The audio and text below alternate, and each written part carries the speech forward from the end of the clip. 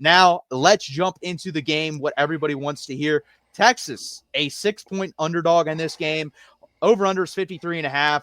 And, guys, this is pretty crazy because before this game, according to Josh Pate, and he works with FanDuel, this would have been a 1.5 to 2-point spread. Because of the games that happened, this jumped 4, or I think it opened at 5. So it jumped 2.5 to 3 points just based off of the vibes that Vegas got off those two games. Gerald, what do you think about this game?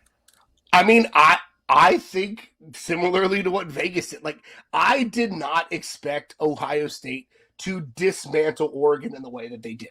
I expected them to win. I had them winning, but that was a 41-21 feels almost like it's overstating how close that game was.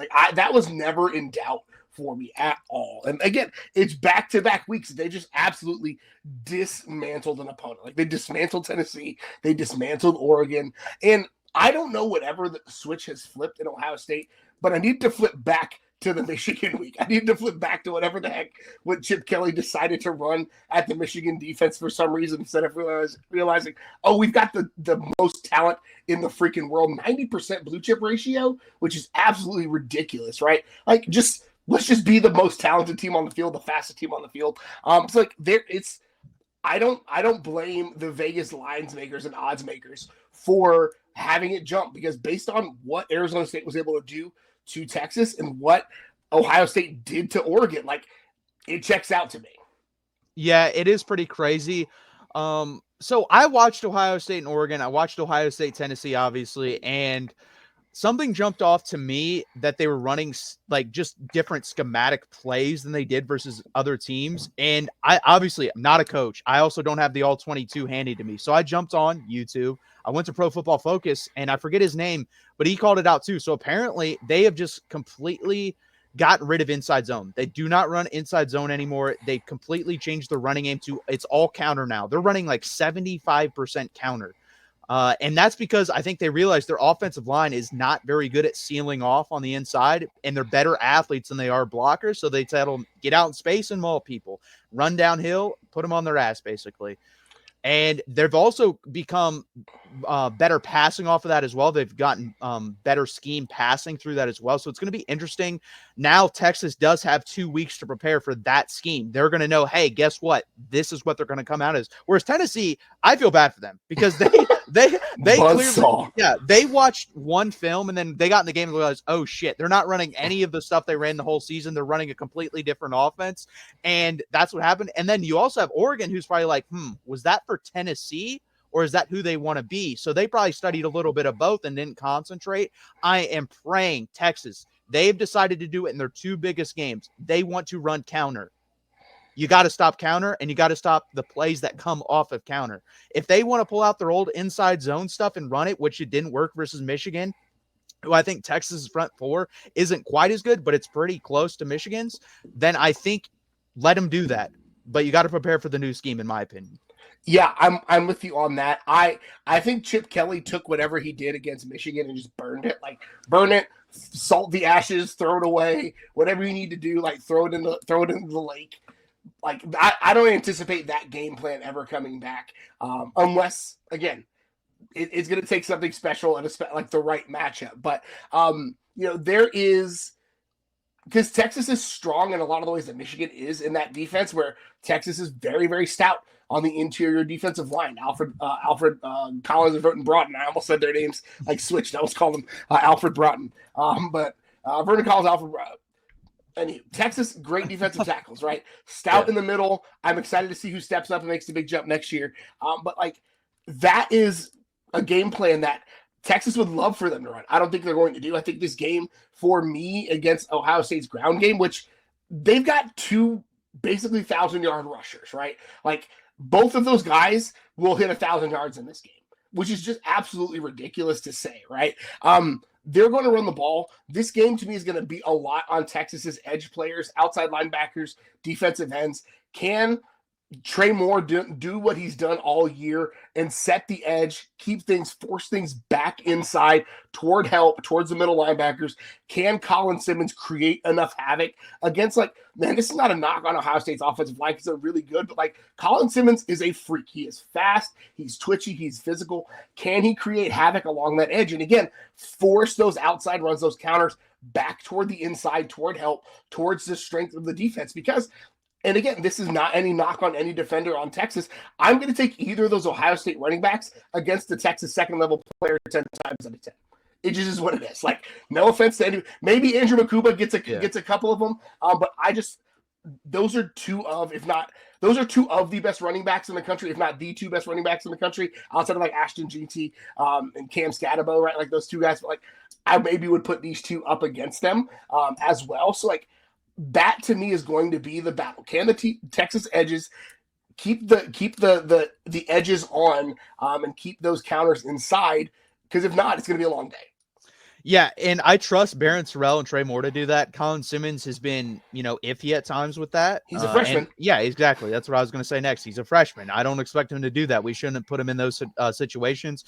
I would put him on obvious passing situations is how you should handle him in this game and let him eat because he's really good at that. He has 9 sacks as a freshman. So he's a special player in that. And then I also trust Jahdae Barron. Like, Jahdae Barron's a super physical guy. I trust him in the run game as well. I think he's going to have to make some plays in the run game. He's going to have his hands full. Let's go to key matchups because I think there's a couple key matchups in this game Texas has to win for them to win this football game. And the first one I want to talk about is Cam Williams versus Jack Sawyer and then Kelvin Banks versus JTT. Those two guys for Texas are going to have to win their matchups in pass and in run, especially in run. You are going to have to seal off the edges and take advantage of those guys. I will say this. I think if I'm choosing one, Kelvin Banks, you have to dominate JTT. You're a better player than him. He's like a second or third round player. You're going to be a top 5 pick in the NFL draft, most likely. Dominate this matchup. You have the capability of doing that. I've seen you do it. I've seen you dominate guys like Michael Williams at times, guys like Jalen Walker, guys like Will Anderson. Yeah. So you have the capability of doing that against guys that were better players. All three of those guys I named are better players than JTT.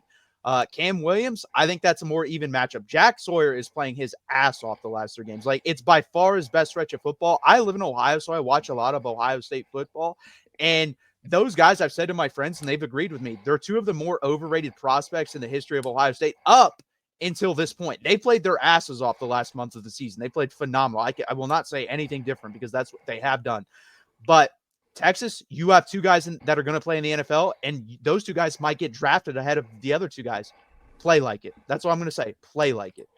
Yeah, and I mean, you have to, like, if you go look at their game log for sacks, right? Ohio State, the 2 games that they were kept without a sack, that first Oregon game and the Michigan game, right? And again, Michigan didn't run an offense that really like predicated them getting many sacks, but the difference between the 2 Oregon matchups where they were able to harass Dylan Gabriel in one and not the other, right? 8 sacks in this quarterfinal game, no sacks in the regular season road game in Oregon, right? It's like that to me.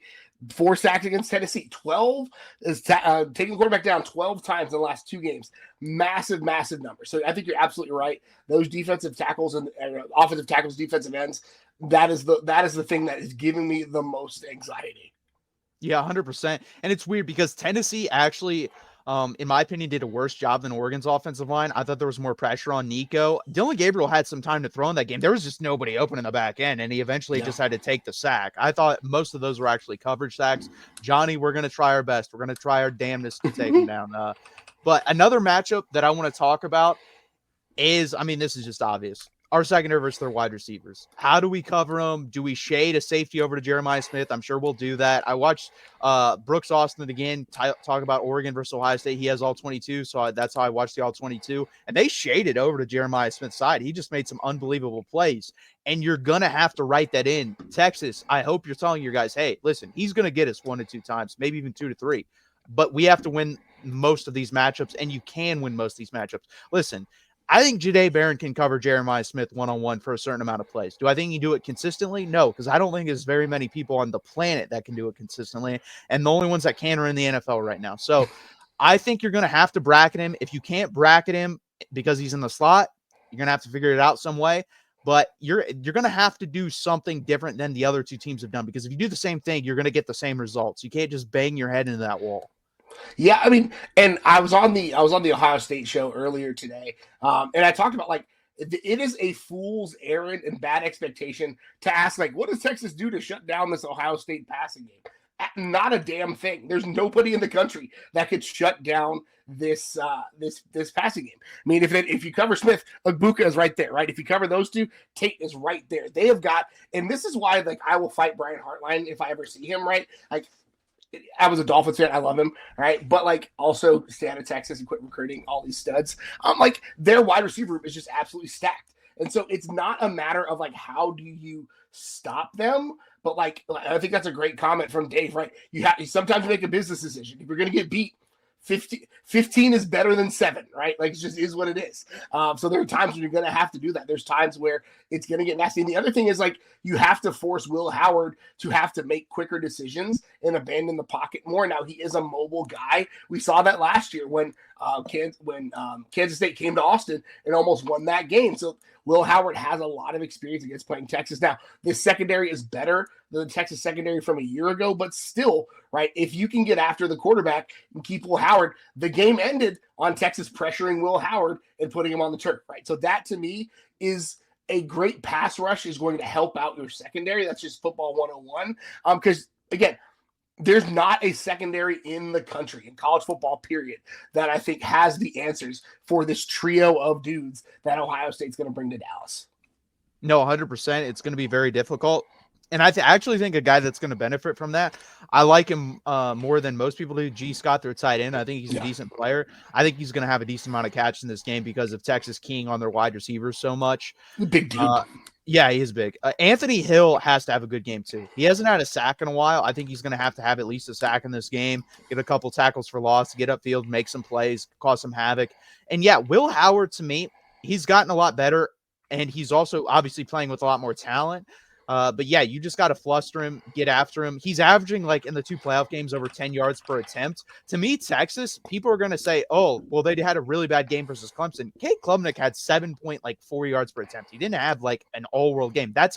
Usually when you're looking at yards per attempt, anywhere from 7 to 8, that's a good solid game. Anywhere from like 8.5 up is a really good football game. To me, if for Texas, you got to keep Will Howard in between that 7 to 8 yards per attempt. But if you can do that, I think you can beat him. But if you're just going to allow them to just generate explosive play after explosive play after explosive play, we don't have the offensive firepower, especially versus this defense, to keep up with them. So you definitely got to stop the explosives, and Texas has done a relatively good job with that. They've had a couple breakdowns in the playoffs more than the regular season, but you're also going up against better competition, so that's to be expected. But again, keep them around that Clemson blueprint, 7.5 yards per attempt. I'm cool with that. Yeah, I think it makes sense. It's again, you're not going to shut them down. It just is what it is. There's those guys can go supernova on any given play. So, like, how do you limit them between those moments? Yeah, guys, think about it. If you give Ohio State 4 plays and they go score on 4 plays for a touchdown, that was only 4 opportunities to make a mistake. If you consistently make them make 10, 9, 8, 10, 11, 12 play drives, those are more plays for them to make a mistake. So you got to make them just keep them matriculating the ball down the field very slowly, basically. Like Hank Strom used to say for the Chiefs, matriculate the ball down the field. Yeah, you got to do that because you can't allow this team to just explode over the top versus you. And I will say this too. I think Texas is better designed to stop their running attack than Arizona State's. Cam Scatterbu, guys, he's like a boxer that got better in late rounds. Like he got tired, but he's so big and handed so many blows to Texas. It was body blow after body blow after body blow. Travion Henderson and Quinton Junkins aren't that. They are guys who want to, make you miss and then run by you. And Texas is honestly, since PK's been here, has done a really good job with guys like that. They really don't get beat by speedsters out of the running back position. Not at all. And I can't say not at all, but like more often than not, short tackling, gang tackling, the way to slow those guys down is to put multiple bodies on them. And that's what Texas has done really, really well. Yeah, 100%. Let's jump on, especially to the offensive side of the ball for Texas. I think it's pretty simple here. You have to run the ball. If you do not run the ball, and Quinn Ewers is throwing this 35 plus times in this game, you don't have a shot here. I don't care how you manufacture it, reverses, end arounds, whatever it is. If you can't manufacture it through the run game, manufacture it through the quick passing, especially tied Yeah. in wide receiver screens. No, you can a play you cannot run. You cannot run the turnaround screen. It will not work in this game. It does not work versus big time competition. I do not want to see that play, but run other screens like the mid tunnel screens have worked versus teams like this. They have. Get Silas Bolden just running around playing naughty toddler football in the middle. Like, let him just run around like a bad kid at a cookout. Like, get him in space. Get Jaden Blue in space, right? Like, that's something that if you cannot run the ball to start the game, dump something off to him in the flats and see what he can do. He's a guy who's faster than geometry in a lot of ways. And so, like, there's a way to get him into space. There's a way. If Isaiah Bond is able to go, that's one to watch. If DeAndre Moore is able to go, he's a guy who's got some quicks to him. Like, supplement that run game with those intermediate, with those short passes, with those quick dump offs. The things that Texas fans hate to see Quinn Ewers do are the things that Texas really has to do in this game, I think, to supplement that running game. And Texas has seen Sark has seen a Jim Knowles defense for like one time when they overlapped. I think it was the 2021 season, Sark's first season. First season there in Austin, Jim Knowles last in Stillwater, and that was a really good Oklahoma State defense. But like, Sark struggled to scheme up, and part of that was the quarterbacks were Casey Thompson and Hudson Card, so part of that is the issue there. They threw a couple of picks in that game, but like that's another matchup I'm watching is Sark and Jim Knowles. Yeah, 100%. That's going to be interesting. They don't really play the cover 3 high look like Oklahoma State did. It's more like a cover 2 inverted look. That's what they've been mostly playing in the playoffs. So that's going to be interesting. And you have to exploit that down the middle of the field. And I think Gunnar Helm, that's going to be big. I also think Jaden Blue versus the linebackers, if you can get them out in space and passing as well. Listen, Jaden Blue one-on-one, I'll take him versus anyone in the country. I don't think there's anyone one-on-one that can cover him out of the backfield. But he does fumble, and that's something he's going to – I mean, he fumbled going out of bounds versus Arizona State. So he's going to have to hold on to the ball here. We're going to need him. I think you're going to see more passes to the running backs in this game. I think you're going to see passes to Juan Davis. I wouldn't shock me if he has 3 to 4 catches in this game as well as a safety blanket. I would also like to see another way to beat the high 3 look. Big jumbo packages. We have not done that, and I would love to see it done. And listen, to me, the game plan here is slow down the game, execute in your third down red zone, which Texas is good at third down. They're not getting the red zone. You're going to have to execute highly in the red zone, and then hit the 4 to 5 explosive plays. I don't need 10 explosive plays from you. Can I hit the 4 to 5 of them? If I get 4 to 5 of them, I feel pretty confident in this game. Play complementary football, keep the defense fresh, keep their legs fresh. Because like when push comes to shove, like the better of the two units is the defense. So you have to build a game plan to suit them offensively. And so is it running the ball more? Again, is it slowing the pace down, slower than Sark normally likes to run? I think that's a great call out. I think it's something I'd love to see in this one. Yeah, it's funny because starting of the season, if you told me, you know what, the defense is going to be by far the biggest strength on Texas, I've been like, I don't really see that. I thought they would be good. I thought they'd actually be better than last year by a lot because I didn't think last year's defense was very good other than Byron Murphy and Devondre Sweat. But they've just exceeded my expectations and agreed. You have to build the game plan around them. And then Burt, my dude, you just got to make some field goals. You got to make some field goals. I don't need you to be perfect. Like if you have 3 attempts, can you make 2 of them? Do your job. Yeah. You got one job. Yeah. So that's what I expect. Gerald, let's get into predictions. What is your prediction for this football game? Oh man. Like the head and heart differential is so big in this one because I'm a Texas fan through and through.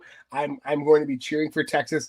I think Ohio State is the best team running right now, and they hit their stride at the right time. They've got the highest blue chip ratio in the country. 90% is unfreaking heard of.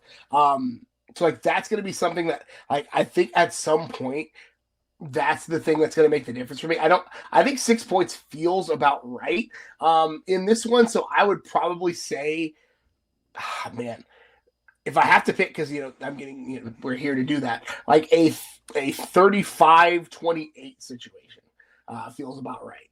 Okay, so you would take the over, and you took Ohio State to win the football game. I think Ohio State wins by a touchdown.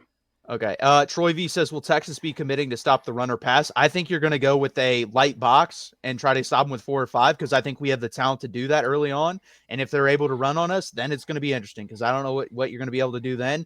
But I think this is the best front 7 Ohio State will have faced all year. I'm very Sure. confident in saying that. I think this is the most talented team Ohio State will have faced all year with Texas. And I feel the same way about Ohio State. I think Ohio State's the most talented team we faced. I think there are aspects of Georgia that are better in Ohio State. Like I would take Micah Williams and Jalen Walker over Jack Sawyer and JTT, not by a lot, by a little bit. But other than that on Georgia, maybe they're linebackers, but I'm not taking the secondary over Ohio State's. I'm not taking their offensive line over Ohio State's. I'm not taking their wide receivers over Ohio State. I'm not taking their quarterback over Ohio State. So, yeah, there's a couple aspects on Georgia I like more in Ohio State, but not very much. Johnny says Texas better try to stop the pass first. I think Ohio State wants to run the ball. I think that's why they had such big issues versus Michigan. Michigan just didn't allow them to run, and they became pass first. And Texas, in my opinion, has the best secondary in the country. I really believe that. I love Jahdae Barron, Malik Muhammad. He needs to have a good game. He's had inconsistent 2 games. He's had good plays in both. He's had bad plays in both. I just need him to be more consistent. But to get back to the predictions, I'm going to have Texas losing this game as well, 31-21. So I'm going to take Ohio State to cover. I'm also going to take the under here barely. And it's because of this. I expect Texas to come out and actually get a lead on Ohio State early.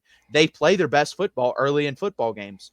So I think I could see us leading 14-10 at halftime, 14-13 at halftime, 17-10 at halftime. The problem is you are facing the best second half team in the country, and it really isn't close. And guess what? Texas is a really, really bad third quarter team, like historically bad third quarter football team. Yeah. So unless something flips here, which it could, again, guys, this is why this game I think will be closer than most people think. I've seen 38-17, 34-17. Texas has too much talent, and I've watched their press conferences. I think they're kind of tired of, are you underdogs? And I think they're tired of being asked that. They have the talent to compete and beat Ohio State. The problem is I just haven't seen it. And my job isn't here to guess. My job is to take what I've seen and analyze what I've seen and then make a good prediction based off what I've seen. Based on what I've seen, I think Ohio State wins this game 31-21. But I do think it's a really good game for 3 quarters. I actually think the third quarter, again, is what's going to get us beat. I think we're going to compete really well in the first quarter, compete really well in the second quarter, compete really well in the fourth quarter. But I think, again, the third quarter is our kryptonite, and we're going against the best third quarter team in America. I think that checks out. I'm with you. No arguments here. Yeah, I mean, you're not going to get homerism from me when it's hard for me to if Texas had played one perfect game this year or one great A game this year, I'd been like, you know what? Because of that, I can predict this to win. I have not seen an A game from Texas. I've seen, I think, 3 A halves. I've seen the A half versus Michigan, A half versus Texas A&M, and A half versus Clemson. That is it. I've seen halves. I have not seen whole game. Yeah, I have not seen a 4-quarter football game from Texas in maybe a year and a half. Like, I couldn't tell you. Yeah, 100%. Johnny, I do agree with that. I think Ohio State is throwing to set up the run, but the problem is if you just sit back and just say, you know what, we're going to have 3 guys down, I think they'll run it at us. Maybe we're wrong. Maybe we could come out and say, you know what, 3 down linemen, drop 8 guys into coverage and see what happens. It'll be interesting. I don't know how they're going to attack the Ohio State offense. It's going to be very interesting, but I'm more confident in that side of the ball. I'm really not that worried about the defense, honestly, when it comes down to it. I really think it's going to be the Texas offense versus the Ohio State defense that determines this football game. And really, when we get down to brass tacks, like I said, I think it's going to be the 2 edge players for Ohio State and the 2 tackles for Texas. If they win their matchups, I think Texas wins this football game. If they don't, they're not going to win this football game. If is doing a lot of carrying in that sentence, right? In that statement. Yeah. We need to see it. Texas better come out there with that underdog and nobody respects his mindset. I think Steve Sarkisian definitely came out with that. I don't know if anyone has seen that press conference, but someone asked him, how do you cover these guys? He's like, man, I just don't know. I don't think we can cover them. They're just better than us. And he said that with a straight face and didn't say anything after that, didn't laugh, didn't smile. And you could tell he's pretty like, you know what? We're the underdogs, F you mentality type of thing. So I like it. He learned from one of the best. He stopped the stupidity, wasn't an act. Yeah, of trying to run, I guess, as Ohio State, not throw. Like I said, they've changed up the scheme completely. They've gone from inside zone to counter now, and that's made a difference. They realize, and I respect that because there's very few coaching staffs who would come in, go into the playoffs and just sit down and be like, have a come to Jesus moment and say, hey, we can't win a national championship with what we want to call how can we win a national championship? And they came up with this, and it's worked beautifully. Now, I do think it does help a lot that we have 2 games of film to watch and study on that now, whereas Oregon had 1 game and Tennessee had 0. So I think that does help. I'll let you hit on this one, Gerald. It's tough because as athletic and as talented as Arch is, he is still a redshirt freshman. And so some of the things that we saw, like when he came into play in the Georgia game, like he still has a little bit of trouble processing the defense. He still has a little bit of trouble making the reads and getting the ball out on time. He actually held the ball for like half a second longer than Quinn Ewers in that game, which was a weird stat to see because people were real mad at Quinn for squeezing the ball. They just forgot Arch did it too. So like I just don't necessarily know if the athleticism of the legs can overcome what Quinn brings as far as just a maturity standpoint, right? I think back to the big run against Clemson. That was an audible. The 4th and 13. They had seen that look on film, audible to max protect, created some opportunities for Texas, created that opportunity for Texas to slip it behind the safety. So like that's where I think the difference is at this point is like Quinn is able to read and recognize the defenses and knows how to operate within the offense. And Arch is really just absolutely he's 19, 20 years old. He doesn't have the reps in the trenches yet. Yeah, 100. I completely agree. I again retweeted with the 4th and 13, said this is why Quinn's a starter and not Arch. He doesn't have the capability of doing that at this point. I will say this though, people were right about this. I think Arch Manning is the perfect quarterback for this year's Georgia to beat this year's Georgia team because we saw that with Notre Dame. They scored 9 points offensively, but guess what? The most successful thing was to do. They relied on the other aspects of their game, and Riley Leonard ran the football. So I think actually Arch Manning probably would have been the best option to beat Georgia. The problem is, how do you do that? Hey, Quinn, you can't play this week. Arch is better for this game. You can't do that. No. Yeah, it's interesting. B Bean. So am I the only one who thinks Texas will win? Wow. I mean, I'm hoping Texas will win, but hoping doesn't get you very much. This is the big issue with like being somebody in this like space, right? It's like I'm a like tried and true Texas fan. Like all of my kids' rooms have burnt orange in them. My kids, like I went down and celebrated with them right before we did our post-game live stream. Like I am a massive, like I'm going to be cheering my heart out, but like part of what we're doing here and part of what we're supposed to do here is objectively talk about the game. And from what I've seen, Ohio State is peaking. Texas has been shaky. Like that's just what the objective side of me has to say. Yeah, and I think Gerald and I both agree Texas can win this football game. Absolutely. They have the talent, coaching staff, and everything to be able to win this game, and I don't think they're going to get blown out. I don't expect us to lose anywhere near as bad as Tennessee or Oregon. I don't. I would actually be pretty shocked by that. I'd be way more shocked by that than beating Ohio State.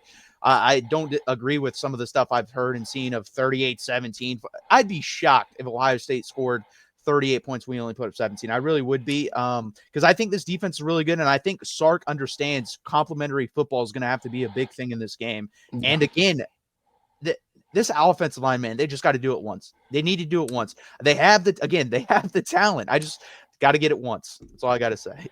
Absolutely. David also says, Troy V, the good news, Howard is playing his best football. Yes, Will Howard is playing very well. That's the thing, too. So, Gerald, if you were to rank the remaining quarterbacks in the CFP, how are you ranking them? That is I mean, I think Howard has to be number 1 at this point. Like, it's really where it goes. Probably maybe Ewers is at 2, right? And then I don't like Aller's good at Penn State. I think Notre Dame's quarterback probably drops in last. So I would say probably Howard, Ewers, Aller, and then I cannot come up with his name right now, but Notre Dame's quarterback at 4th. Yeah, Riley Leonard's, I think, the 4th. I don't think that's a discussion. Sure, it should be. I think the other 3, I think you can debate. I think if I'm going based off ceiling, I would take Aller, Ewers, and then Howard. But right now, I think Will Howard is playing the best football out of the 4. Absolutely. So I would go Howard, and then if you want to put Aller second, Ewers third, or Ewers second, Howard third, I don't care. Riley Leonard's the worst quarterback left. Yeah. He's basically an athlete. He's an okay thrower of the football, but that's a thing too. That game's going to be interesting. I think Notre Dame's going to win because I think they're literally better everywhere else other than quarterback. But hey, if a great quarterback has a great game, that's all it takes. And that's the thing too, Quinn.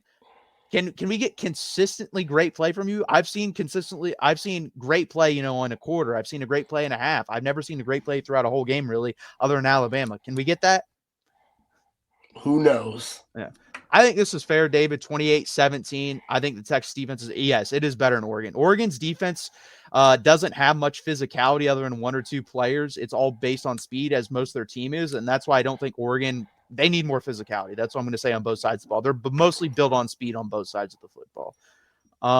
Troy V, I just don't see it. I don't see 45-13, but hey, I can't say anything to it right now because Ohio State is playing very, very good football. They're playing better football than anybody else in the country, that's for sure. Yeah.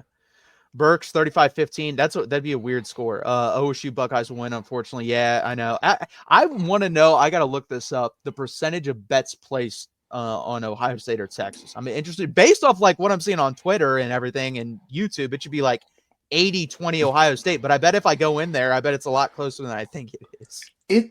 Folks are just. I mean, Ohio. And I feel like a lot of the commentary is less about Texas and more about just how good Ohio State is playing. Like, Ohio State's just playing at the ceiling right now. So, like, that's part of the analysis of it is Ohio State is hot at the perfect time. Yeah, 100%. No, I agree with that. And that's the thing, too. I don't know how much of the press conferences you've watched, but they don't talk. They really didn't ask Texas about Texas. It was all Ohio State. And same with Ohio State. They asked Ohio State about Ohio State. They asked Texas about Ohio State. Texas wasn't getting asked about Texas. Ohio State wasn't getting asked about Texas. And that's why I really do think they're going to be pretty pissed off. I do. I think you're going to come out pretty pissed off. Now, again, in game, that doesn't matter. Preparation, it can definitely matter. You can up your intensity during preparation being the underdog. In the game, it's not going to matter. No. Johnny says, got to take away Jeremiah Smith and make Howard read the field. I agree with that to some extent. Dave, you need to start talking about how soft they are until Day decides to show you and get off his game. Okay. If the line moves up, people are betting OSU. Well, yeah, I think it stayed the same, though. I don't think it's moved really at all since it's open. I think it opened at 5 or 5.5 and maybe moved up to 6. Or it is 6 right now, so it's moved up half a point. Burks, you guys did lose George twice, but I'm rooting for Texas to win. This will be the last one, and then we'll get out of here. But do you expect Texas to blitz? Gerald, I'll let you hit on that. I mean, yes. I think there is something to be said about getting Will Howard off schedule and off script. Having to forcing him to have to process and read through and read the defense. And again, that's another way to mitigate let's just say it, like Ohio State has the best receiving core in the country. So the best way to limit what they can do is to keep their quarterback from getting comfortable, because Will Howard with a clean pocket and those dudes is going to pick apart 100 and all of the 100% of the NCAA teams there, because it is what it is. So you have to create some pressure. You have to do a lot of work to get him out of his scheme. And again, I talked about it earlier. Like, Will Howard was trying to win the game for Kansas State last year in overtime, and it came because Texas brought the pressure, got him out of the pocket. He tried to do too much with the ball. We saw it in the first Oregon game where Will Howard tried to do too much on the last play and the clock ran out, right? So, like, there are times where folks have gotten after him and forced him to make some weird decisions. So that, to me, has to be part of the game plan. 100%. I actually think they're going to, if they do blitz, it's going to be on early downs. Yeah. I think they'll bring it on downs you wouldn't expect, try to get him behind the chains, force second and longs, thirds and longs. I think you'll see Anthony Hill blitzing a lot. I really do. I think you're going to see him coming up. I think you'll see Trey Moore, he can come off the line or they can drop him as a linebacker and blitz there. Yep. But I think you're going to see a little bit more schematic decisions here from PK. Usually he doesn't do that. Usually he just likes to play, cover 2, cover 1, cover 3, pretty vanilla stuff. I think you're going to see more blitzing in this game. Yeah. It's going to be very interesting. He's a really good defensive coordinator. I trust him. He has a very long track record. Be interesting what he decides to do here, but it's going to be an interesting game. It really is. We have a lot of good coaching, and I think the two most talented teams in America this year, in my opinion. I agree. Again, guys, can you please hit that like button? Please subscribe down below. We will hit on this again real quick. Texas, we both expect them to lose, unfortunately. Gerald has them has Ohio State covering, as do I, with the -6. So I guess trust our opinions or not on that. But again, guys, please hit that like button. Please subscribe. Also check out our Twitters. That is my Twitter right there, or X, whatever you want to call it. And this is Gerald's right there as well as his Longhorn podcast that he does with his friends. So please check that out as well. They do a really good job over there. And then, guys, every Monday at 8 p.m. Eastern Time, join us for Texas Longhorns Live. We really appreciate you guys being here. It's been a lot of fun talking with you guys. Troy, we really appreciate you guys being here, and Yeah, you thanks for got hanging out. Buckeyes fans being here. Again, guys, please hit that like button. Please subscribe down below.